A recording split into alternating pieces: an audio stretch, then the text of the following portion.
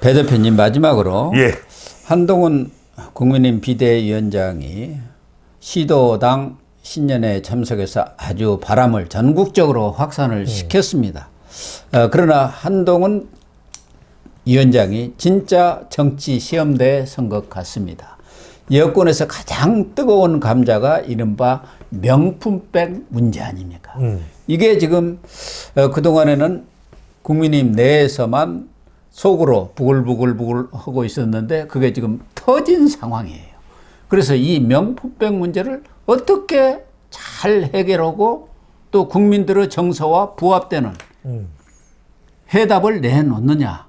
이 문제가 한동훈 그렇죠. 비대위원장이 앞으로 총선의 승리를 가져오느냐 또 자신의 어떤 정치적 장래와도 연결되는 것 그렇죠. 아닌가 그런 생각이 듭니다. 그러니까 이번 총선의 키워드는 용산입니다. 예. 드래곤 힐입니다. 드래곤 힐은 미국이 또 미군들이 명칭을 붙일 때 용산인데 마운틴이라고 그러지 않고 힐이라고 했습니다. 그러니까 힐은 넘지 못할 곳은 아니다. 힐이니까. 그렇죠. 언덕이죠. 언덕이죠. 용언덕을 올해가 또 용해입니다. 넘어설 수 용해네요. 없느냐, 용산을 넘어설 수 있느냐 없느냐. 결과적으로는 지금 한국 갤럽 조사를 보면은 대통령 지지율은 올라가질 않아요. 오히려 내려갔어. 33이었던 지지율이 32입니다. 32로 내려가요. 지금 대통령 지지율에 기대해서는 총선 못 이겨요. 그러니까. 대통령 지지율 가지고는 안 됩니다. 구도를 한동훈 쪽으로 완전히 옮겨야 돼요. 완전히 옮기고. 그런데 지금 국민의힘 지지율은 한동훈 장관이 견인하고 있는 국민의힘 지지율은 36입니다. 예. 자, 더불어민주당은 33이에요. 계속해서 한동훈이 맡은 이유는 앞서고 있어요. 예. 뒤처지지 않아. 그리고 아까 서울은 40%를 넘어섰습니다. 41입니다. 자, 처음 41. 이거예요. 결국에는 용산을 넘어설 수 있느냐. 그게 문제죠. 특검법과 명품백과 이걸 넘어설 수 있느냐. 그러니까 오죽했으면 지금 공천도 약간 좀 충돌이 있는 것 같아요. 예. 용산에서 원하는 것과 한동훈이 원하는 것.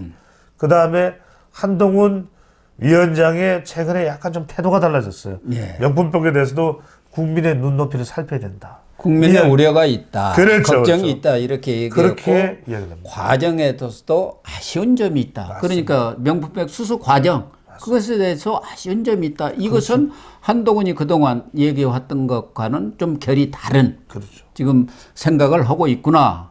뭔가 이 명품백 문제를 해결하지 않고는 총선에서 승리를 장담할 수 없다는 인식을 확고히 한 거 아니에요? 그렇죠.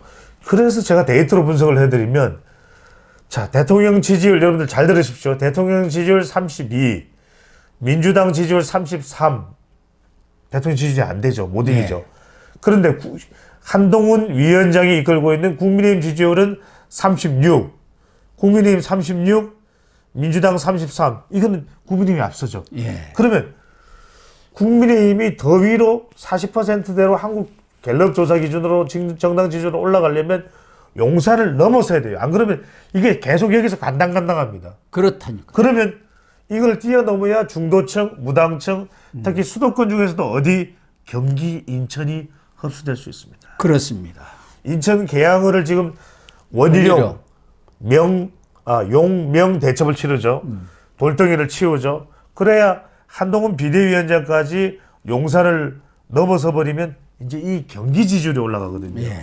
그래서 여기서 이제 총선에 대한 교두보가 마련될 수 있기 때문에 지금 한동훈 비대위원장이 이걸 돌파하기 위해서는 마치 이 직선제 개헌을 선언했던 노태우처럼 이제 대한민국은 직선제로 개헌합니다. 보통 사람들의 시대입니다. 그랬듯이 대통령이 내려놔야 돼요. 네. 동훈이가 이거 가져가. 정권을 가져가서 총선 이기는 데만 집중해. 나를 밟고 가. 밟고 가. 그렇게 해야죠. 그럼요. 사뿐히 저려 밟고 가시옵소서 아니겠습니까? 그런데도 불구하고 지금 용산에서 나온 이 반응들을 보면은 김건희 여사의 그 명품백 문제에 대해서는 작고한 김 여사 부친과의 인연을 앞세워서 의도적으로 목적을 가지고 접근한 일종의 정치 공작이고 함정, 촬영이다. 네. 이런 인식에서 몰카. 벗어나지 못하고 있는 함정 것 몰카. 같아요. 네. 함정 몰카. 네. 그러나 우리 국민들은 그게 중요한 게 아니고 그럼요. 왜 명품백을 받았느냐. 예. 그 과정이라든가 그런 것에 대한 의구심이 워낙 크지 않습니까? 그러니까 그렇죠. 모든 여론조사가 이번에 김건희 특검법, 그 거부권 행사 그런 것에 대해서도 뭐 60% 이상이 그럼요. 잘못됐다는 것이고 특검법 찬성도 60% 이상이 넘는 그렇죠. 것은 결국 그 도이치 모터스보다는 김건희 여사의 명품백 문제에 대한 우리 국민들의 감정이 상한 거예요. 그 논란입니다. 그 얘기를 지금 용산에서 파악을 해서 그 문제에 대한 해답을 내놓아야 하는데 아니 그 사람이 그 최재형 목사인가요? 그 사람이 몰래 여기다 카메라 차고 들어와서 뭐 어쩌고 이렇게 찍었다. 그것은 부수적인 내용 아닙니까? 그렇죠. 그러니까 용산과 그렇습니다. 한동훈 위원장 당과의 인식차가 커요. 그렇죠. 그러니까 국민 여론이랍니다. 여러분들 이거 아셔야 됩니다. 특검법이냐 특검법이 아니냐 또는 김건희 여사가 뭘 잘못했느냐 잘못했지 않았냐 이게 아니라 제발 논란을 없애달라 이거예요. 그러니까 국민들은 김건희 여사든 누가 됐든 간에 그냥 윤석열 대통령 국정 운영이 제대로 돌아가야지 자꾸 사사건건 보십시오. 뭐 하면 툭하면 김건희, 툭하면 김건희, 툭하면 명품, 툭하면 디올.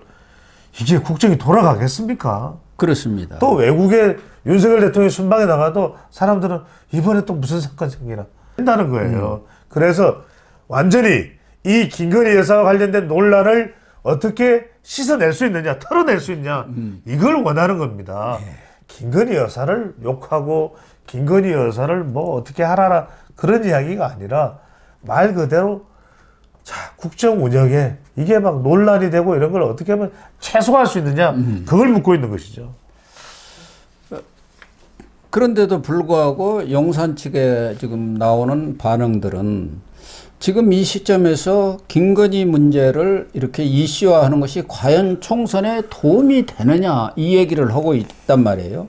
그러나 이 김건희 명품백 문제에 대해서는 뭐 영남권 쪽은 모르겠습니다만 수도권 쪽에서는 아주 심각하니 절실하게 지금 받아들이고 있는 것 아닙니까? 이 문제를 해결하지 않고는 총선에서 이길 수 없다는 게 이 수도권에 있는 뭐 당협위원장이나 국회의원들의 생각이란 말이에요. 그렇죠. 그래서 비대위원인 김경률 회계사도 그런 이야기를 하고 심지어는 이수정 영입인사죠. 경기대 네. 또 프로파일러로 유명한 이제 경기대 범죄심리학의 이수정 교수도 그 이야기를 합니다. 그러니까 그동안까지는 당에서 국회의원들은 공천에 무슨 불이익 받을까 봐가지고 뒤에서만 구시렁구시렁 했는데 이 외부에서 온 분들 김경률 비대위원이라든가 이수정 교수 이런 사람들은 아직 정치물이 안 먹었잖아요. 그렇게 그렇죠. 있는 대로 여론대로 가서 그냥 지금 터트린 거예요. 그러니까 당내에서도 지금 물꼬가 터져버린 겁니다. 그렇습니다. 그러니까 국회의원들까지도 전부 이 문제를 지금 들고 나오기 때문에 그렇죠. 이걸 덮는다고 덮어질 게 아니지 않습니까? 덮어질 게 아닙니다.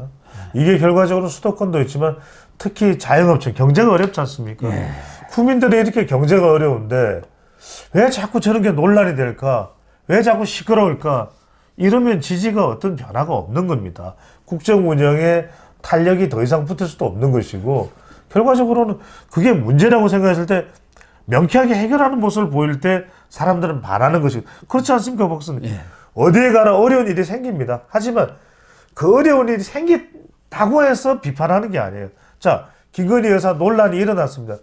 이걸 어떻게 대응하고 어떻게 해결하느냐 이 모습을 국민들은 보는 겁니다. 그래서 저는 거듭 말씀드립니다만 오랫동안 데이터 분석을 해왔지만 국민 여론이 자영업청도 그렇고 수도권의 2030 MZ세대도 그렇고 또 여성들 특히 여성들이 그렇고 이들의 마음을 움직이려면 뭔가 대통령이 정말 대결단으로 내려놓고 한동훈 비대위원장이 이걸 받아서 완전히 달라진 국민의힘 완전히 달라진 용산 이걸 보일 때 여론이 확 바뀐다니까요. 확 바뀌죠. 그러니까요.